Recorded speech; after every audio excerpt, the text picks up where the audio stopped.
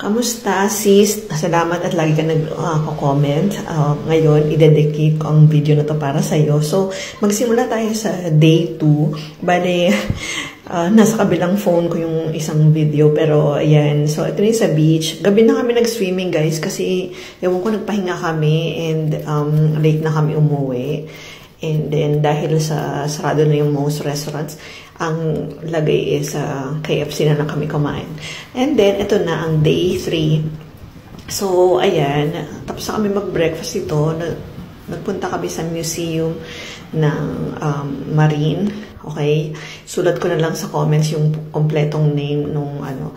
Ayan. So, marami siyang, interesting siya guys kasi kahit hindi ka mahilig sa bangka, kasi medyo diniscuss dito yung history ng France, ng Toulon, which is hanggang ngayon, pa rin siya, very important naval base.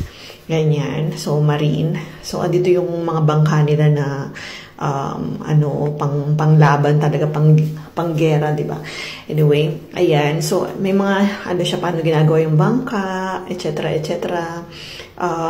Kung i-add nyo ako sa Instagram, Miss Maris in Paris, minsan ipopost ko yung mga pictures and then i-discuss ko more in details kasi minsan pag sa vlog wala tayong masyadong time sabihin lahat ng information, di ba?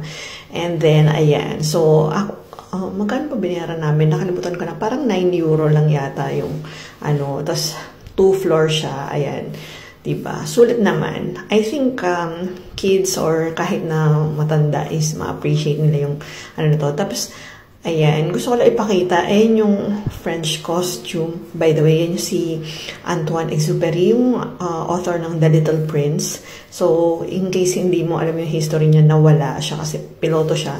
Tapos, never na nakita kung saan siya napunta. So, yun yung mystery. Ayan, tapos, iba pang parts ng ship and ng boat. Anyway, ilang days na ba kami? Pang 3 days na namin to sa Toulon. Halos na lahat ng nasa list ko from TripAdvisor, nasunod naman namin. And magkakalapit lang naman siya.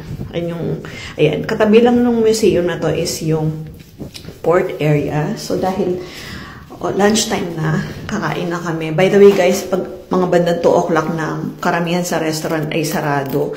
Pero may makita pa rin namang bukas. 3 o'clock na kami nag-lunch. And then, nag-decide kami ni Jowan na sumakay ng mga boat tours na yan.